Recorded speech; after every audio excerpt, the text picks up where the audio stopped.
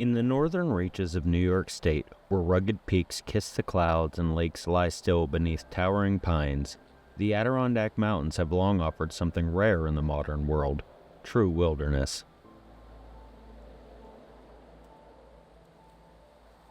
For generations they have stood as a place apart, a sanctuary from the relentless march of urbanization and industry.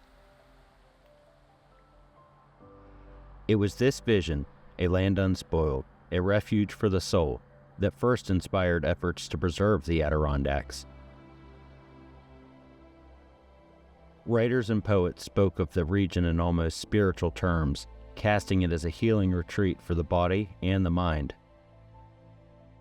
One of the earliest voices, author William H. Murray, called the Adirondacks nature in her wildest and grandest aspects. To him, and to many others, this land was not merely beautiful, it was sacred. Yet preservation was not solely born from poetry. A second, more practical voice joined the chorus, that of surveyor and conservationalist Verplanck Colvin. Colvin warned of grave danger. The unchecked destruction of forests, he argued, threatened New York's water supply, the very lifeblood of commerce and navigation downstream. He urged the state to follow the example of California's Yosemite, setting aside this vast wilderness for posterity.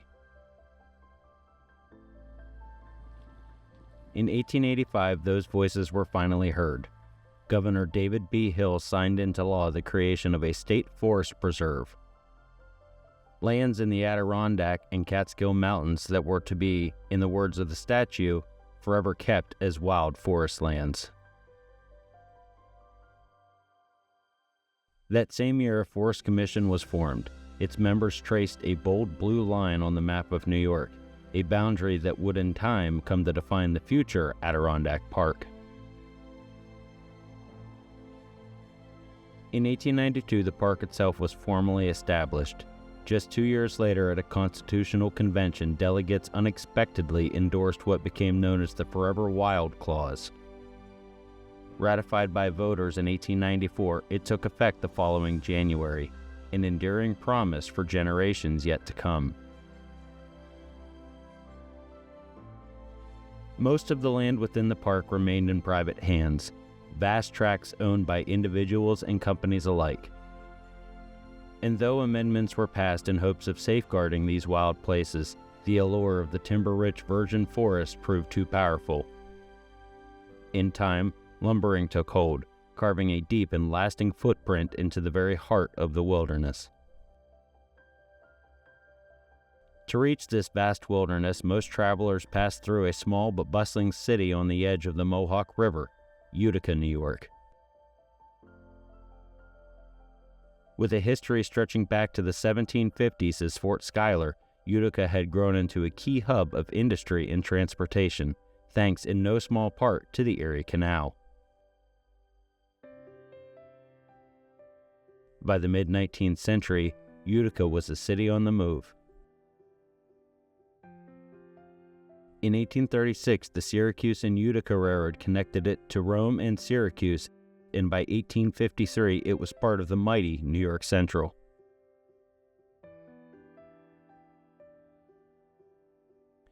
That same year, the Black River and Utica Railroad was chartered. Under the direction of Governor Horatio Seymour and the vision of builder J.S.T. Stranahan, it carved a path northward through rugged terrain. By 1861, reorganized under new ownership, the line expanded, ultimately falling under control of the Rome, Watertown, and Ogdensburg, and later the New York Central. But the most ambitious effort to pierce the heart of the Adirondacks came from a man named William Seward Webb. Dr. Webb was a physician, businessman, and inspector general of the Vermont militia, and he acquired the narrow-gauge Herkimer, Newport, and Poland Railroad in 1891. He standard-gauged it, extended it to Remsen, and from there he dreamed bigger, much bigger. Beginning in 1892, in a single furious season of construction, Webb pushed northward into the mountains, reaching all the way to Malone and beyond to Montreal.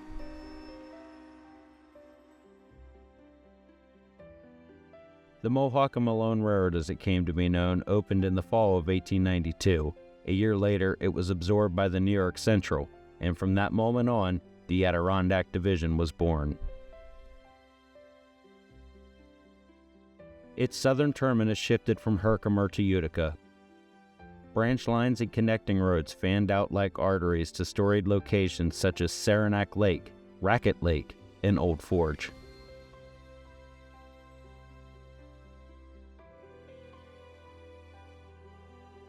Tourism boomed, freight moved by the ton, and on summer Fridays a sleeping car would depart Grand Central Terminal in New York City, bound for the cool air of the Adirondacks.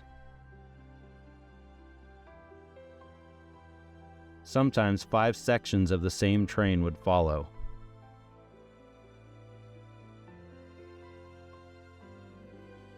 Yet change was coming. Roads improved. The automobile gained ground. Through passenger service to Montreal ended in 1953, and all passenger service was discontinued in April 1965.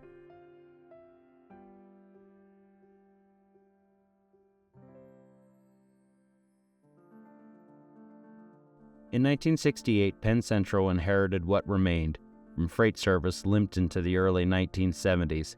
Then, the line went quiet. The state purchased the rails in 1974. However, they remained in limbo until the Olympics.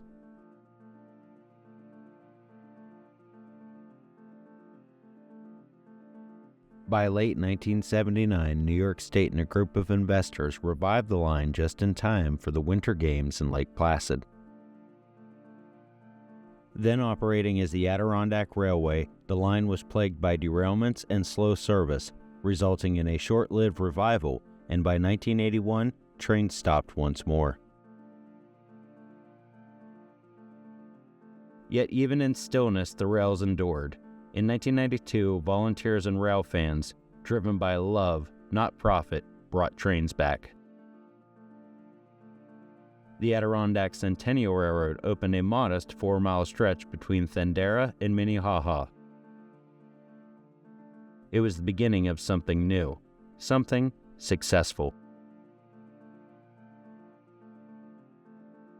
By 1994, it had a new name, the Adirondack Scenic Railroad, and a grand plan was drafted: restore the 142 miles between Utica and Lake Placid.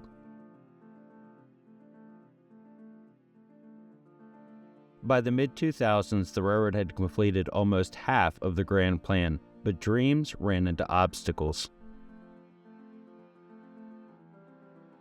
Not all saw the rails as a lifeline. Some saw them as a barrier. Advocates of snowmobiles and rail trails fought to convert the corridor for many years, with legal battles raging. In 2017, the railroad won a reprieve. Then, in 2020, legislation sealed its fate, at least in part. The final 34 miles from Tupper Lake to Lake Placid was removed and converted into a trail. Still, a silver lining gleamed in the steel. The state rebuilt the line from Big Moose to Tupper Lake, and in 2022, for the first time in half a century, a train once more made the journey from Utica to Tupper Lake.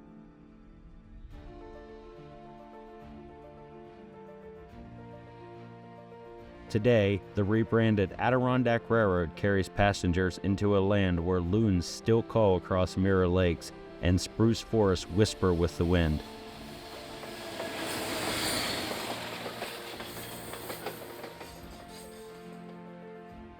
From Utica to Tupper Lake, from Thandera to the timeless wild, it remains a journey through both nature and history. This is more than a train ride. It's a living story, one that stretches across rails, across mountains, and across time itself.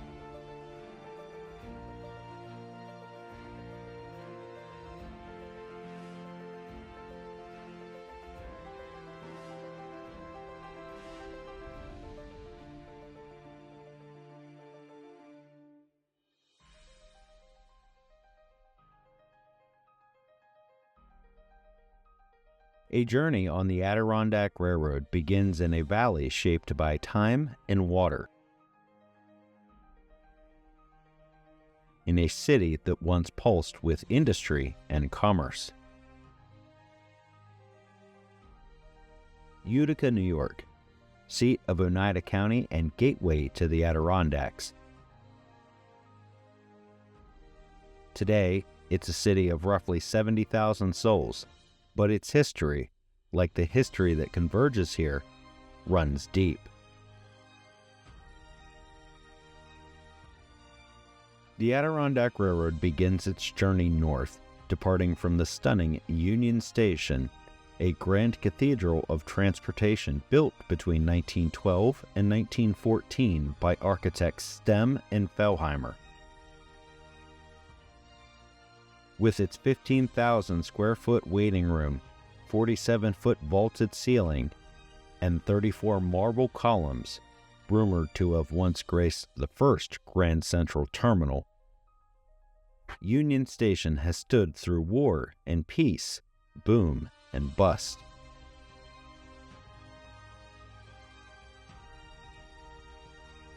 Union Station served trains of not only the New York Central, but also the Delaware, Lackawanna, and Western, and the New York, Ontario, and Western.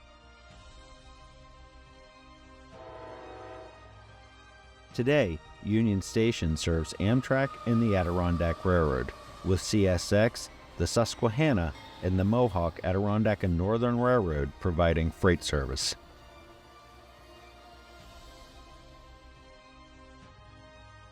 Utica was once home to the world's largest rail yards, supporting industry giants like the West End Brewery, General Electric, and various textile mills such as the Utica Steam and Mohawk Valley Cotton Mills. Though the factories have faded, Utica endures and evolves through reinvention, resilience, and the memory of what once was.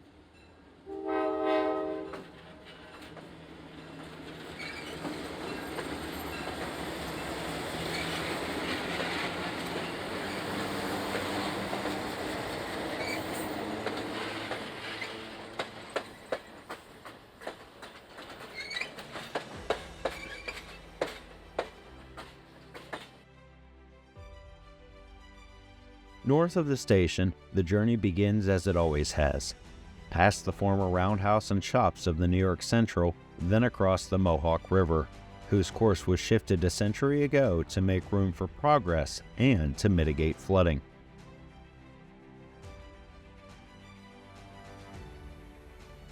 Next is the Utica Marsh, a 200-acre wetland that includes shallow ponds, swamps, and meadows.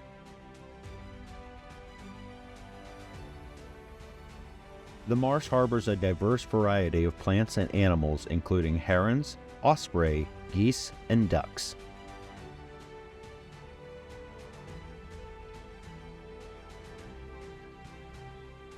Directly beyond the marsh, the railroad passes over the Erie Canal, which was completed in 1825 and subsequently enlarged and moved to its present location in 1918.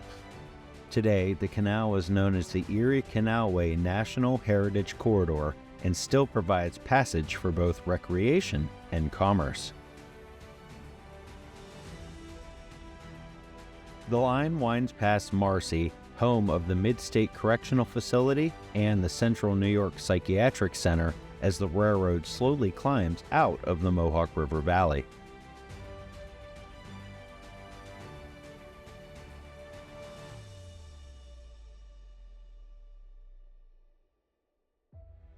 After passing Stittville, the railroad passes through Holland Patent, a village with charm as enduring as its name. Here, a piece of the past lives on in the 1851-built Utica and Black River Station, now serving as the town's offices. This quiet village was also home to Rose Cleveland, sister and acting First Lady to the 22nd and 24th President of the United States, Grover Cleveland.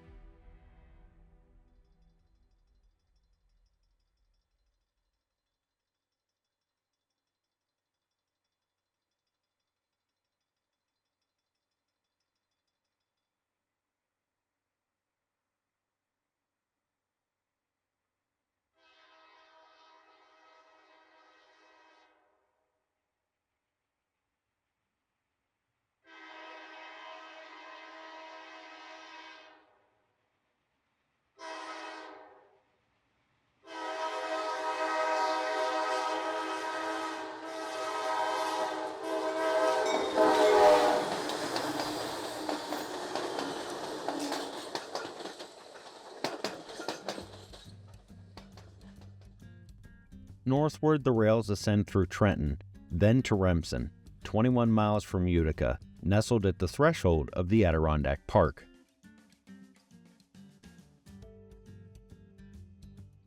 Once a bustling stop for more than 50 daily trains, Remsen now holds fast to its history in a lovingly rebuilt station and Victorian-era homes that line Main Street.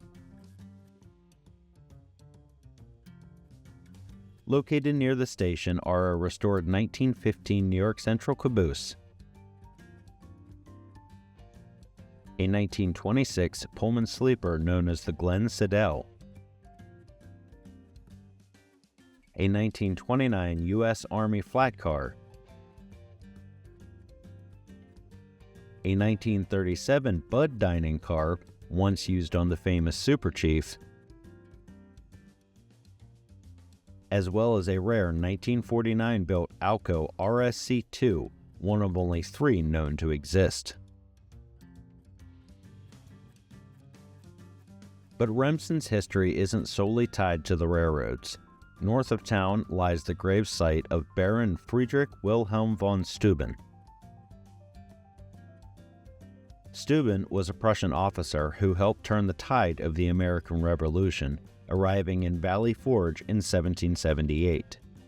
Steuben brought discipline, drill, and order to George Washington's struggling army, training soldiers who would go on to secure independence.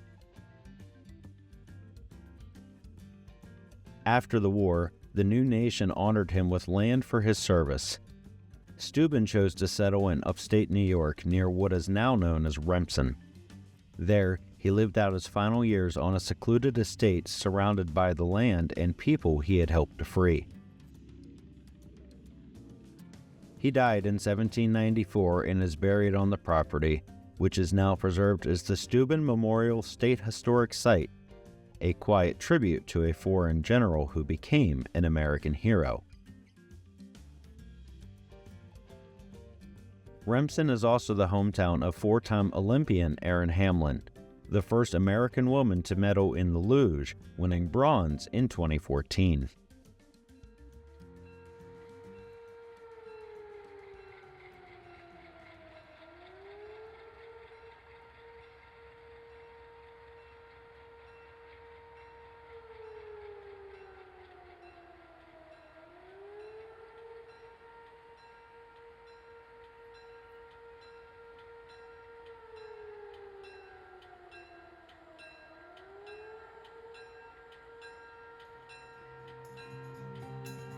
From Remsen, next is Snow Junction, where the Adirondack Railroad parts ways with the Mohawk, Adirondack, and Northern.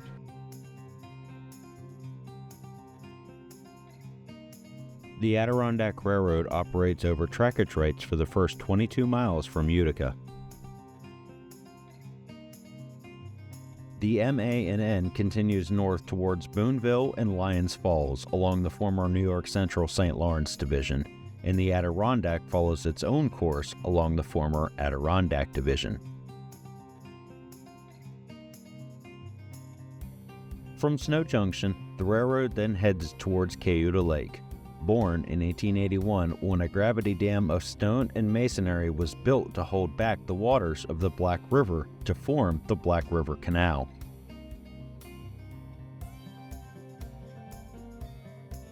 Utica Trestle is a three-span bridge with a length of 240 feet, resting 50 feet above the lake at its highest point.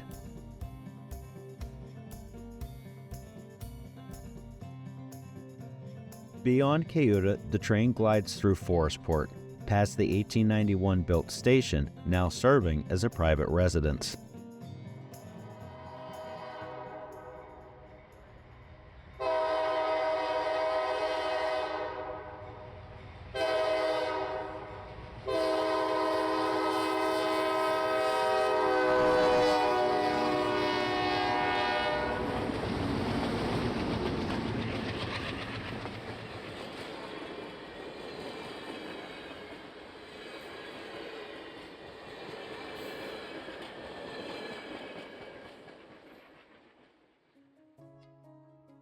Shortly after passing Forestport, the line crosses over Little Woodhull and Big Woodhull bridges on its climb north. Big Woodhull is the second highest bridge on the line, crossing 70 feet above the creek below. Across Bear Creek, the railroad passes through the community of Woodgate, once named White Lake. The 1891 built station still exists as a private residence, and nearby one of the largest ice houses in the United States also existed, holding about 46,000 tons of ice capable of shipping 100 cars daily.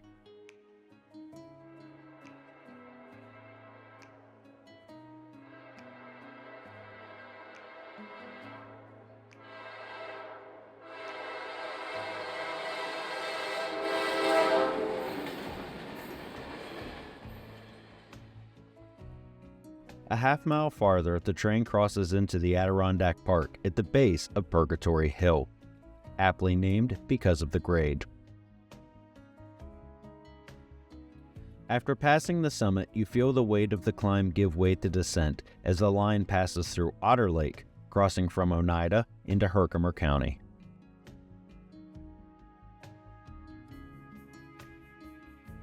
From Otter Lake, next up is the community of McKeever.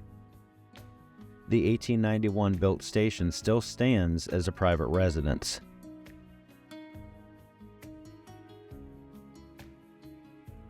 Nearby was the site of the former Moose River Lumber Company, a logging railroad once owned by former New York State Governor John Dix interchanged with the New York Central here, having been built towards Woodhull Mountain and was abandoned by 1915.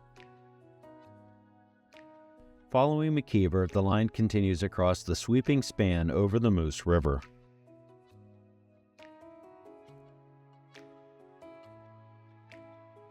The wilderness closes in near Nelson Lake, where a simple section house now serves as a camp, a modest outpost deep in the woods.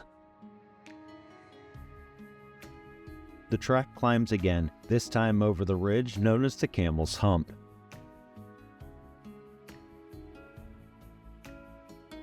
It then crosses the Moose River twice more near Minnehaha, winding past Wheeler and Turtle Ponds before reaching Thendara.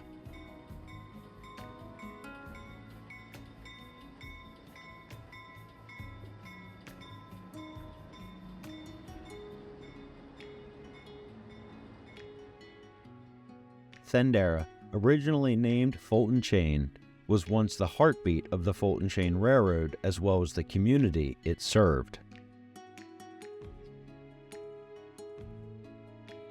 This little line, known as the Peg Leg, ferried goods and people between Old Forge and Fulton Chain, where steamships waited to continue the journey into the Fulton Chain of lakes. Eventually, the Peg Leg became part of the New York Central.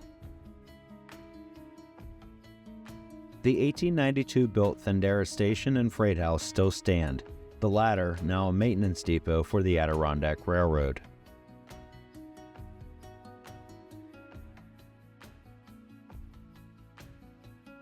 In the early 20th century, this station saw multiple passenger trains daily between Utica and Montreal. New York's elite arrived in sleeping cars via the North Star and the Iroquois until the spring of 1965, when passenger service was quietly laid to rest. Today, Thundera bustles once more, not only with trains, but with rail bikes and tourists rediscovering a piece of the past and exploring not only the wilderness, but a timeless Adirondack community.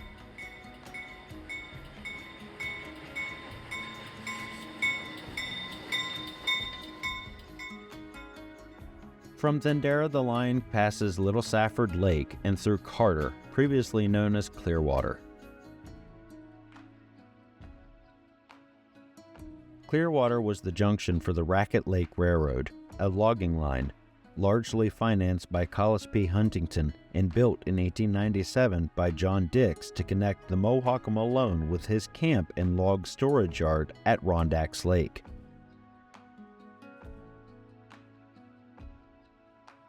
The line was undercapitalized and taken over by Dr. Webb in 1902, eventually becoming the New York Central's Racket Lake branch before being abandoned after the summer of 1933.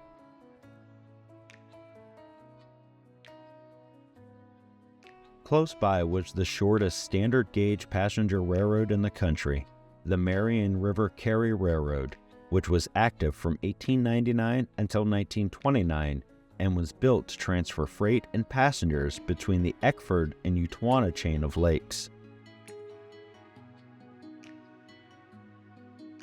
Beyond Carter, the line begins another climb, this time up Big Moose Hill. The next 4 miles are on an average 1.15% grade and is clearly defined as the train passes through 15 substantial rock cuts and S-curves along the way.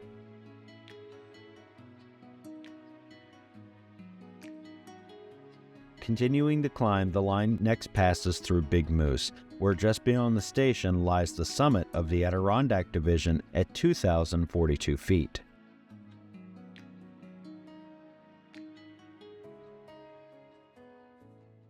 Here at Big Moose, the 1924-built station still stands, serving as a restaurant. Once located at Big Moose was a Y used for turning helper locomotives around after assisting trains up Big Moose Hill.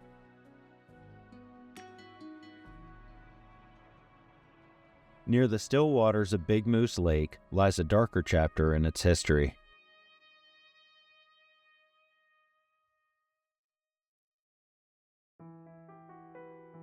On July 11, 1906, 20-year-old Grace Brown was murdered by her lover, Chester Gillette.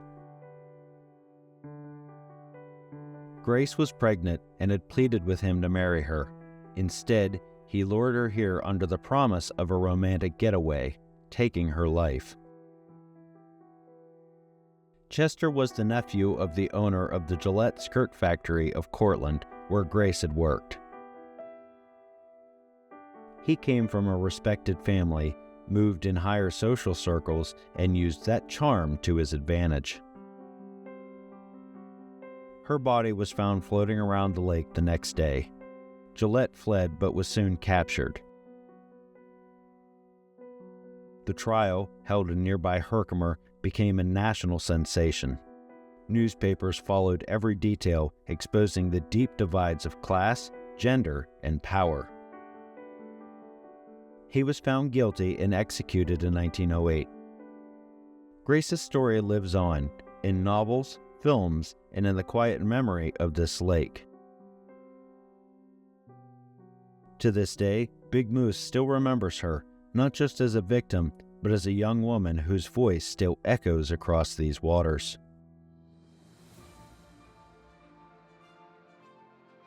From the summit, the railroad begins a steady descent passing beautiful Buck Pond before crossing Twitchell Creek 200 feet in the air.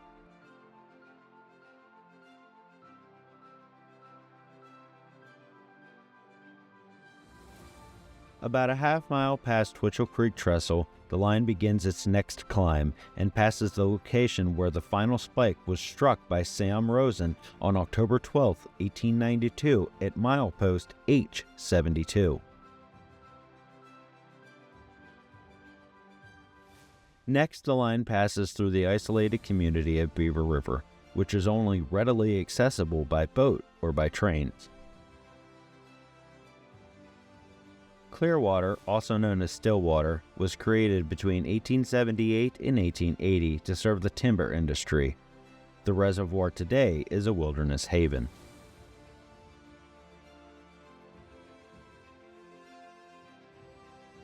In February 1979, it shared the state's coldest recorded temperature, negative 52 degrees Fahrenheit, which was tied only by Old Forge.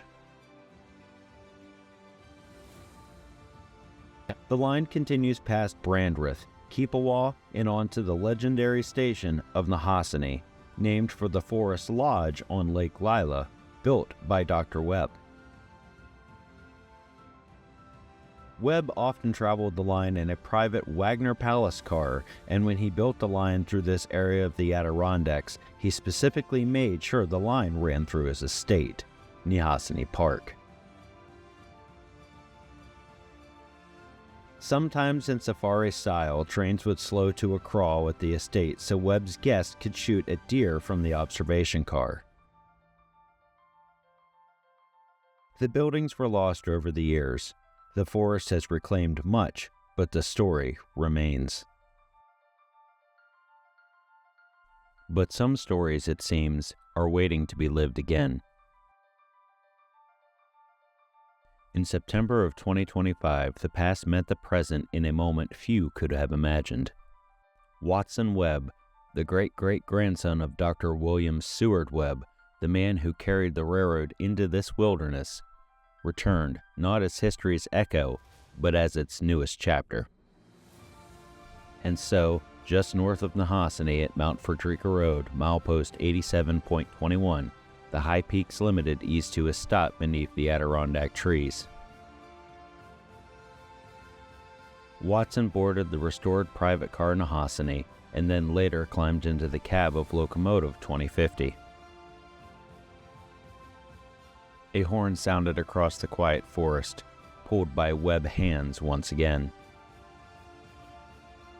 The rails remembered. The mountains listened.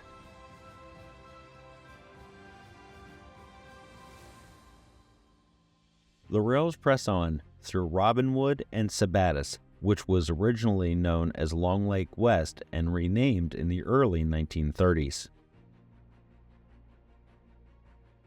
Continuing on, the line winds past the still waters of Horseshoe Lake and up towards Mount Arab. The most devastating recorded fire to ever occur in the Adirondack Park occurred near here on September 27, 1908, when in one day, 30,000 acres of forest land burned to the ground, aided by a dozen homes, a church, school, the Wilderness Inn Hotel, and a freight warehouse containing explosives. The cause? A lone spark from a passing M&M train. Just beyond Mount Arab at milepost H106.5, we passed the location where the Grassy River Railroad once interchanged with the New York Central. The Grassy River Railroad was incorporated in 1915 primarily for logging by William L. Sykes and his Emporium Lumber Company located in Conifer, New York. The Emporium Lumber Company had its beginnings in Pennsylvania. However, Sykes began buying land in the Adirondack Mountains owing to the scarcity of hardwoods left in Pennsylvania. Beyond, the grade eases as we pass through Childwold and Piercefield.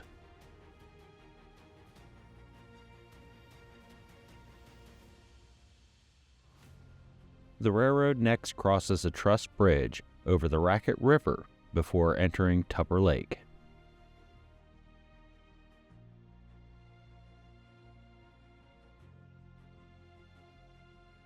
What began as two separate villages Fost, and Tupper Lake were merged by the 1940s into a single name and spirit. Fost, known locally as the Junction, was once a busy interchange. The original station at Tupper Lake Junction stood from 1895 until 1975. In 2008, thanks to a grassroots effort called Next Stop Tupper Lake, a larger replica rose on its original footprint. By spring 2023, the Adirondack Railroad returned, with seasonal trains, new platforms, a maintenance depot, and walking trails. The revival of Tupper Lake Junction wasn't just a restoration of buildings and tracks. It marked the return of passenger service to the region for the first time in decades. Vice President Justin Gagnon reflects on what truly keeps the Adirondack Railroad alive: its volunteers. Hi, my name is Justin Gagnon. I'm the Vice President of the Adirondack Railroad. I'm standing here today in Tupper Lake in front of the private car Nehasane. This car represents one step in the future direction of the railroad in terms of our committed effort to add new equipment, new locomotives, and other upgrades to our services. So since its beginning back in 1992, the Adirondack Railroad has always been a volunteer-driven organization. We continue that business model to this day. Our volunteers are invaluable to us. They literally make sure that the trains leave the station on time, provide onboard services, and really become the face of the organization. We couldn't do it without them, so we really appreciate everyone and the time and attention that they give to the organization. These men and women, driven by passion and dedication, ensure the trains run smoothly, the stations thrive, and the history of the Adirondack remains alive. That same spirit of perseverance and transformation can be seen in Tupper Lake beyond the rails.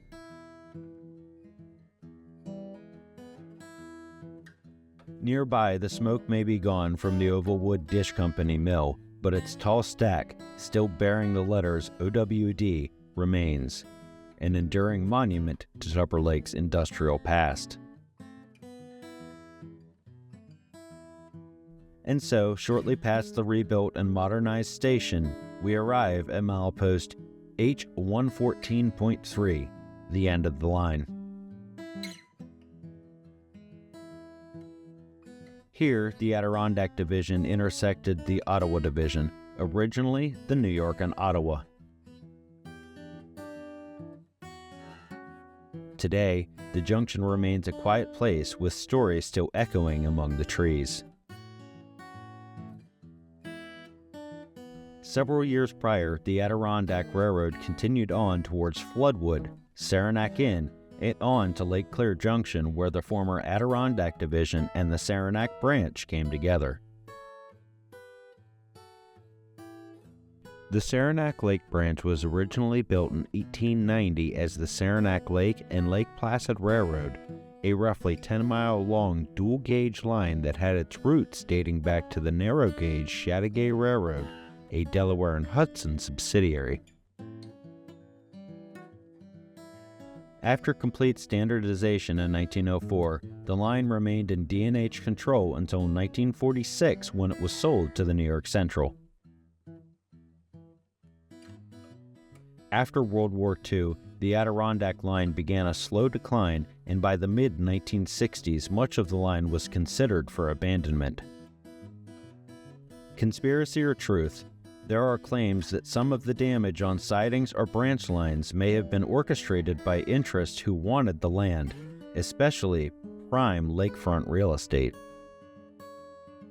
The line north to Malone was abandoned in 1961. However, the branch to Saranac Lake and Lake Placid continued on with passenger service until April 24, 1965. Freight service survived into the Penn Central days until June 18, 1972, when the division was embargoed after flooding, leaving 2 coal hoppers at Raybrook, which were later removed by truck. And so, with the last freight train vanished into memory, our journey through the spellbinding Adirondack Mountains draws to a close. But the story doesn't end here. It lingers.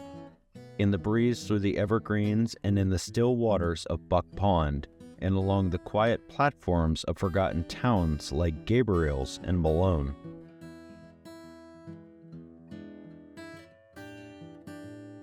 These were once stations of dreams, waypoints of a steel path northward through wilderness and wonder.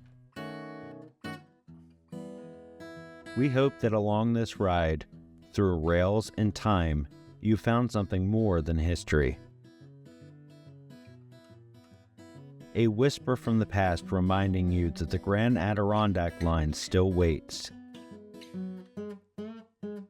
Not just a train ride, but perhaps a timeless invitation to explore, to remember, to rediscover the call of the wild. Because here, deep in the heart of the North Country, the journey never truly ends.